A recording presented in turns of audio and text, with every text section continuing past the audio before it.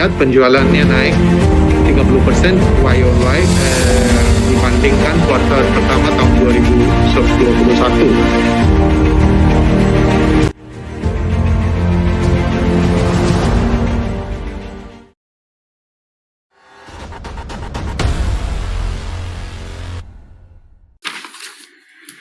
Baik, Bapak dan Ibu, teman-teman media, analis, dan potential shareholders yang kami hormati, berhubung telah selesainya pembahasan topik paparan publik, selanjutnya kita akan masuk pada sesi tanya-jawab. Ya, kami akan membagi dalam 3 sesi. Masing-masing sesi akan terdapat 3 atau 4 pertanyaan. Kami akan menjawab untuk 3 atau 4 pertanyaan dengan memperhatikan ketersediaan waktu, Bapak Ibu. Baik, di sini kami juga sudah memperoleh beberapa pertanyaan.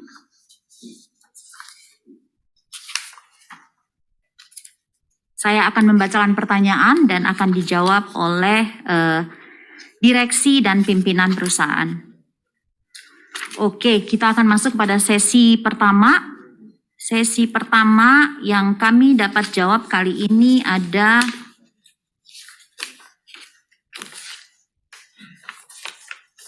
empat pertanyaan. Baik, kita mulai pertanyaan pertama. Pertanyaan dari Bapak Harso, Investor Daily. Kepada Bapak Harso, apakah bisa connect untuk melihat atau membuka kamera? Saya akan membacakan pertanyaan dari Bapak Harso, Investor Daily. Yang pertama, kinerja tahun 2021 cukup memuaskan, di mana revenue pendapatan sebesar 1,9 triliun rupiah, naik 4% dibandingkan tahun 2020. Sedangkan jumlah aset 2,1 triliun rupiah naik 5% dibandingkan tahun 2020. Sementara laba komprehensif senilai 172 miliar rupiah tumbuh 25%. Faktor apa saja yang mendorong kinerja perusahaan yang baik tersebut? Segmen apa saja yang mendukung kinerja tersebut? Mana yang dominan? Segmen vitamin dan suplemen atau bisnis obat resep? Saya akan menyerahkan jawaban atas pertanyaan ini kepada Presiden Direktur Daria Varia, yaitu Bapak Jose S. Romana. Kepada Pak Joy kami persilakan. Pak Joy, let me just read the questions in English, Pak. So the question was, the 2021 performance is quite satisfactory, with total revenue of 1.9 trillion rupiah, increased by 4% compared to 2020.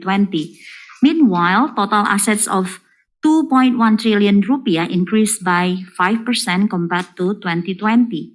Comprehensive income of 172 billion rupiah grew by 25%. What are the factors that drive the company's good performance? What segments drive this performance? Which one was dominant? Is it vitamin and supplement segments or the prescription drug business? Pak Joy, please, Pak. Terima kasih Bapak Harso for that question. The segment that contributed most to our 2021 performance is the consumer health business, which grew by 11% to about 943 billion, followed by our ethical or prescription business, which contributed about 35% or about 660 million. Our consumer business grew by 11% while our prescription business grew by 4%. Bapak Ibu, saya akan mengalih bahasakan jawaban yang menggunakan bahasa Inggris dengan bahasa Indonesia. Segmen yang memberikan kontribusi terbesar terhadap pendapatan tahun 2021 adalah consumer health dengan pendapatan sebesar 943 miliar. Kemudian disusul oleh obat resep yang tumbuh menjadi 660 miliar. Consumer health tumbuh 11% ya, dan memberikan kontribusi 50% dari total. Kemudian bisnis obat resep tumbuh 4%, yang merupakan dengan berkontribusi 35% dari total. Also, if I may add, the strong performance of the consumer health business is driven by vitamins and supplements, which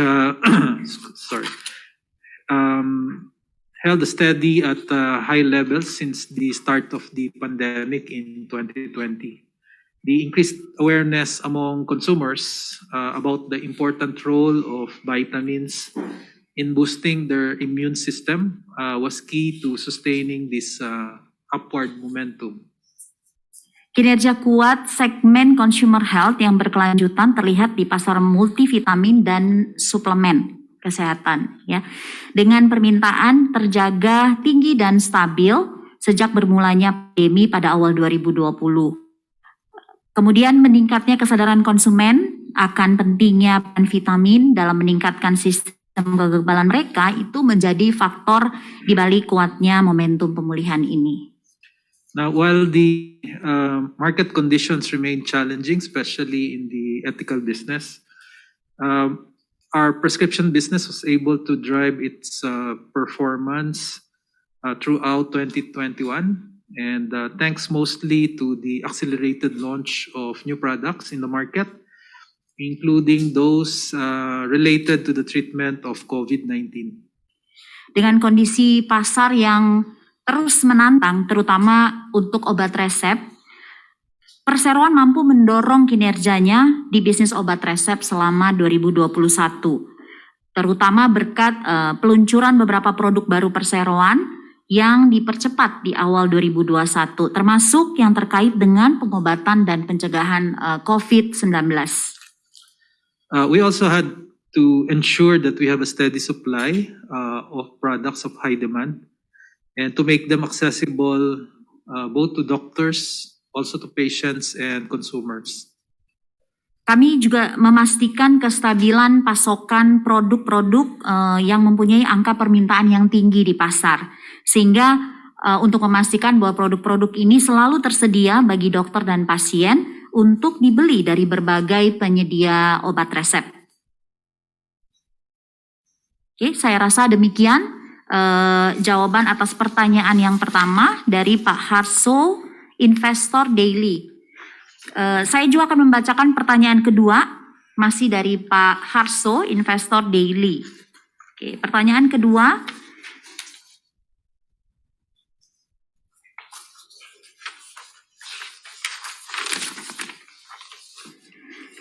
Bisa dijelaskan untuk tahun 2021 penggunaan CAPEX dan OPEX perusahaan difokuskan untuk kegiatan apa saja? Untuk menjawab pertanyaan ini saya juga akan meminta kali ini saya akan meminta Direktur kami Pak Celso untuk menjawab pertanyaan. Pak Celso, I will read the question in English, Pak. Kindly answer, then I will translate that into bahasa. Pak Celso, the question was, can you explain, in 2021, the company's CAPEX and OPEX were focused on what activity? Pak Celso, please. In 2021, OPEX consists mainly of advertising and promotion, market research, and employee-related costs, while CAPEX focused mainly on GMP compliance, installation of additional capacity, and acquisition of tools of trade. Spending in both OPEX and CAPEX in 2021 supported operational requirements and building capability for future business growth. Okay, thank you Pak Celso. Penggunaan OPEX di 2021 difokuskan untuk membiayai iklan dan promosi, riset pasar, dan biaya-biaya terkait karyawan. Sementara penggunaan CAPEX difokuskan pada kepatuhan terhadap GMP atau CPOB, Bapak Ibu, kapasitas tambahan dan alat perdagangan. Pengeluaran untuk OPEX dan CAPEX pada tahun 2021 mendukung persyaratan operasional dan pengembangan kemampuan perseroan untuk tetap tumbuh di masa-masa yang akan mendatang. Baik, saya rasa demikian untuk pertanyaan nomor 2 dari Bapak Harso, Investor Daily. Terima kasih atas pertanyaannya, Pak. Oke, kemudian masih di sesi pertama kami akan menjawab pertanyaan dari Bapak Fahdi, Tribun News. Oke, ada satu pertanyaan dari Pak Fahdi. Ya, pertanyaannya adalah belajar dari pengalaman masa lalu dalam menghadapi tantangan akibat pandemi. Apakah masih ada prospek bisnis di tahun 2022? Bisa dijelaskan? Untuk pertanyaan ini mengenai prospek bisnis, saya akan meminta Presiden Direktur kami, Pak Joy, untuk dapat memberikan jawaban. Pak Joy, the question was, learning from past experiences in facing challenges due to the pandemic, are there still business prospects in 2022? Can you please explain? Thank you for the question, Bapak Fadi. Fahdi, Tribun News, Pak. Yes, looking back at the dynamics of 2021, we strongly believe that 2022 will still be rife with uncertainties. And most of this arising from the evolution of the COVID-19 pandemic. Although restrictions will be gradually relaxed, it will be followed by accelerating demands for pharmaceutical products. But supply, on the other hand, may still be hampered because we largely depend on supply of raw materials coming from China and India. Pak Joy sebelumnya mengucapkan terima kasih kepada Pak Fahdi dari Tribun News atas pertanyaannya, Pak. Kemudian saya akan mengalih bahasakan jawaban Pak Joy. Meninjau dinamika selama tahun 2021, Perseroan meyakini bahwa tahun 2022 masih akan syarat dengan ketidakpastian yang timbul dari efek-efek lanjutan dan perkembangan situasi pandemi. Namun meski pembatasan akan dilonggarkan secara bertahap sehingga mendorong permintaan produk farmasi, ketersediaan pasokan akan terus bergantung pada pelaksanaan kebijakan domestik di Tiongkok dan India. And also, if I may add, excuse me, we will be managing these issues pertaining to supply of raw materials, depending on the latest development coming from these countries. But we will maintain a healthy level of inventory to ensure that we are ready to deal with future supply crunches.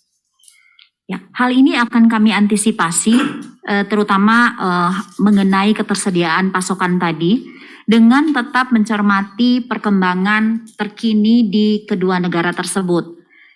Akan tetap memastikan persediaan yang cukup, bahkan apabila krisis pasokan terus berlanjut. We are also going to see that vaccination will reach majority of the population, and we expect the infection surge to still happen, but maybe not as high as the year 2021, and also with less severity, even in the presence of new mutations of the virus. Setting our strategies based on these 2022 scenarios. No? Ya, karena sebagian besar penduduk dunia telah divaksinasi, maka kami perkirakan lonjakan kasus COVID-19 tidak akan setinggi di tahun 2021 dan keparahannya juga lebih rendah meskipun dengan mutasi yang baru. Strategi bisnis untuk tahun 2022 telah disusun berdasarkan pertimbangan-pertimbangan tersebut. We're also seeing a shift in the approach of authorities in many countries in handling COVID-19. No? And in the past 2 years, COVID-19 has been widely regarded as pandemic. But this 2022, it has started to be treated as an endemic. And consequently, demand for COVID-related 19 products will probably see a gradual slowdown as health efforts are in treating the disease. kami juga melihat bahwa yang diambil oleh pemerintah di berbagai negara terhadap penanganan COVID-19 telah bergeser. Selama COVID-19 diperlakukan ini, namun memasuki tahun 2022, kemudian tersebut kini mulai dianggap sebagai pandemi. Akibatnya, permintaan untuk produk-produk terkait COVID-19 akan menurun secara bertahap. Seiring upaya perawatan kesehatan masyarakat, kini tak lagi difokuskan pada penanganan. In relation to marketing our OTC drugs under consumer health, our consumer health division will sharpen its approach, especially in marketing COVID-related products. This measure is aligned with the of the public consideration of this, which has shifted endemic in many countries, including Indonesia. 2022, kami akan mempertahankan pendekatan pemasarannya untuk produk-produk yang tidak terkait COVID-19. Langkah ini tentunya selaras dengan bergesernya persepsi dari sudut pandang kesehatan masyarakat di berbagai negara, termasuk Indonesia, yakni yang dulunya adalah pandemi sekarang bergeser ke endemi. On top of that, we lined up a series of new product launches, as well as while we are continuing to seek opportunities in forging new partnerships to command a greater share of the pharmaceutical business here in Indonesia. Kemudian kami juga terus akan mengupayakan peluang-peluang untuk memperluas pangsa pasar industri farmasi dengan tentunya menjalin kemitraan baru serta meluncurkan produk-produk yang baru. Ya, baik, demikian pertanyaan kita. Pertanyaan ketiga sekarang.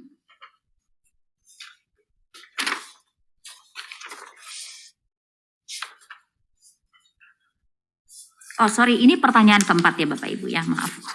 Oke, pertanyaan keempat dan terakhir di sesi yang pertama dari Bapak Ganet Antara.